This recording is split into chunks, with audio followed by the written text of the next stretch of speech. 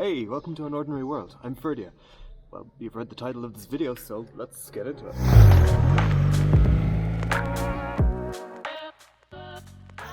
Okay, so who's this video for? If you're a person who's just getting started into motorbikes, coming completely from scratch without a background or interest in any sort of speciality riding, such as track days or off-roading, and you're just thinking about buying a motorbike, then this video is for you. We're going to take a very general approach into the thinking that goes behind buying your first motorbike in 5 points. Also, we won't be looking at any specific motorbikes or specifications because there are thousands of those videos already out on the internet.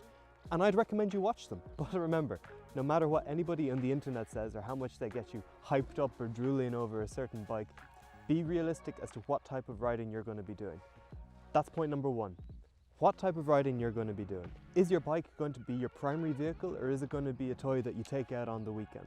Are you looking for a city commuter or something to take you on spins around the countryside? Are you going to be doing long distance riding or only short spins down to the shop?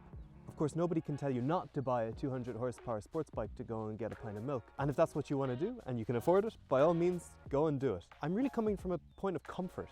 For example, if you're doing long distance riding, you kind of don't want to be on a sports bike. Or if you're doing city riding or commuting, you don't really want to be on a massive adventure bike, although plenty of people do. It's just in these two examples, the bike isn't quite fitted to the type of riding in terms of rider comfort. For instance, long distance riding, you're looking for something that you're comfortable on hour after hour for hundreds of kilometers at a time. And for city riding or commuting, you want something that's ideally small and with a narrow profile, such as a naked bike, so that things like filtering or parking or navigating narrow city streets are easier for you.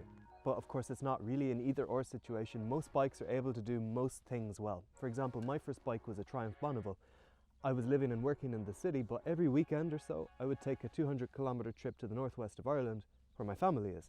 So I needed something that was able to combine city riding, commuting, with doing medium distance trips in any weather at highway or motorway speeds. For me, the Triumph did both of those things perfectly. Now, however, I'm doing a lot of long distance touring and a bit of off-roading, hence the GS. And this video, incidentally, was requested by a subscriber who thought that maybe the GS was going to be too tall for her. And this is where review videos kind of fall short, because you're never going to know exactly what fits you until you sit on the bike. So before you buy any bike, make sure you sit on it for a good amount of time. And if possible, this will very much depend on the seller, see if you can take it for a spin or even just around a car park somewhere. Anything that will give you a better understanding as to whether this bike that you're thinking about buying is suited to the type of riding you're going to be doing. Which brings me on to my second point.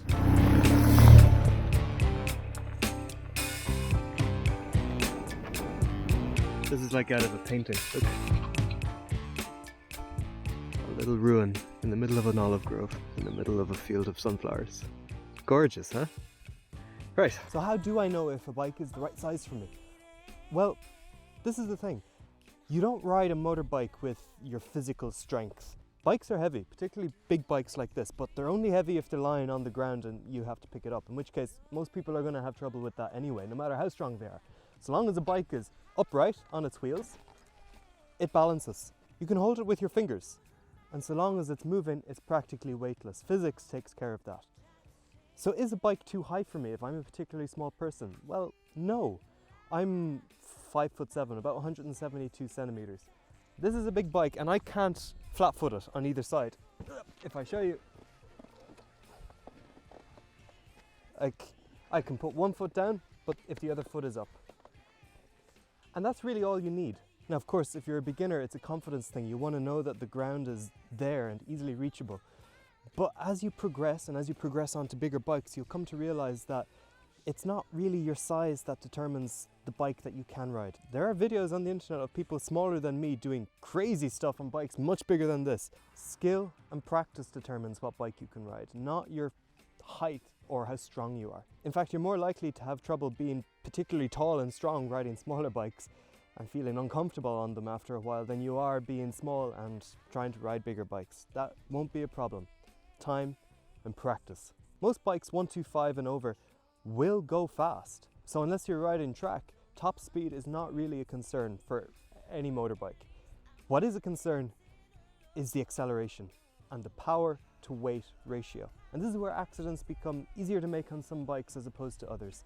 For instance, if you're looking at a bike that has shall we say, a very generous power to weight ratio, it means that it will go at the slightest touch of that throttle.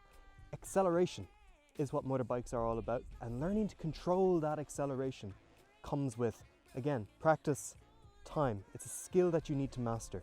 So for your first bike, ideally, you want something that is a little bit more forgiving, so that when you're learning to control that throttle, it doesn't go from under you.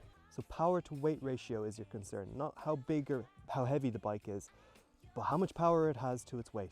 And of course in Europe we have different licenses determining what power to weight ratio you can ride at a specific age. I don't think you have that in the US, but we have it in Europe. So if you're in Europe, you need to know that and understand how it works. And also, as a new rider, and especially a new young rider, keep in mind that the power to weight ratio will also have some impact on your insurance cost. So yeah, keep that in mind too. Right, let's get out of here. I'm being eaten alive by these flies. Ah!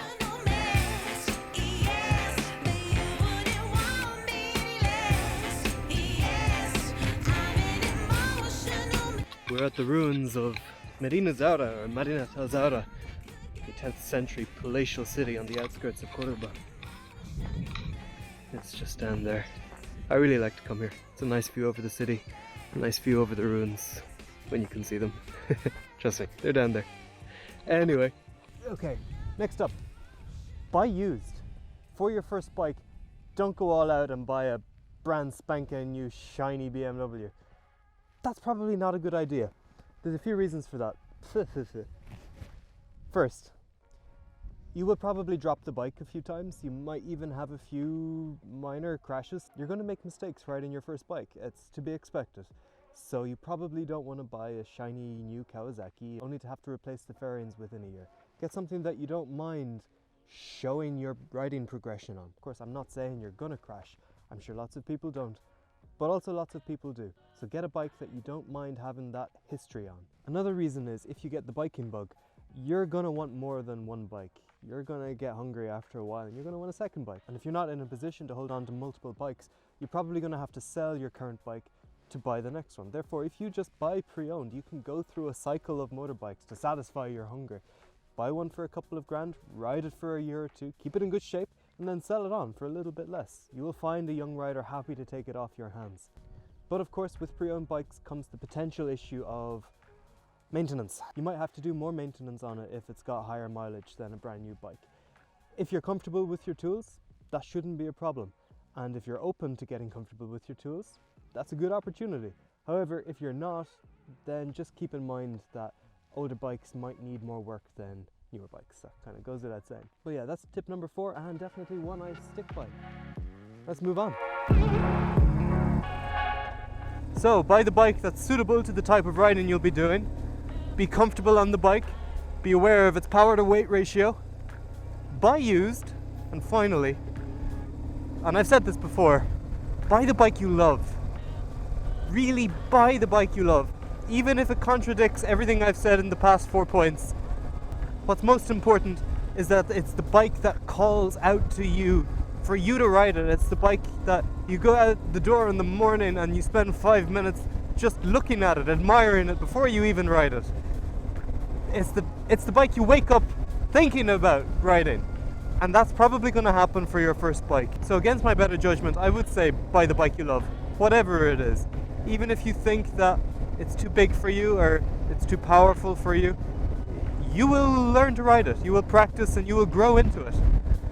And that will only happen if it's a bike that you are constantly thirsting to ride and that it gives you that feeling. Even if it scares you a bit at first, it gives you that feeling of this is right, this is right, this is good. And that's quite a feeling, let me tell you. So, that's really it. I hope you go out and buy your bike. I hope you start riding and never stop. And I hope you enjoyed this video. If you found some value in it, please do like and say hi in the comments. We're a very small community. Check out this video here, which is another video I made for young riders about the 10 points I as a young rider want to pass on to young riders beginning their motorbike journey now. And yeah, that's really it, guys. Thanks for coming along. See you next time. Bye bye. By the way, to clarify, when I say buy the bike you love, Only if you're licensed to do so, of course, within the European Union. And if you're in the US and you're an 18-year-old kid who wants to buy an R1 and tear up the twisties, obviously I don't condone that. I don't know how that's legal and buying alcohol isn't. Someone explain that to me, please. Doesn't make sense. Anyway, bye for real.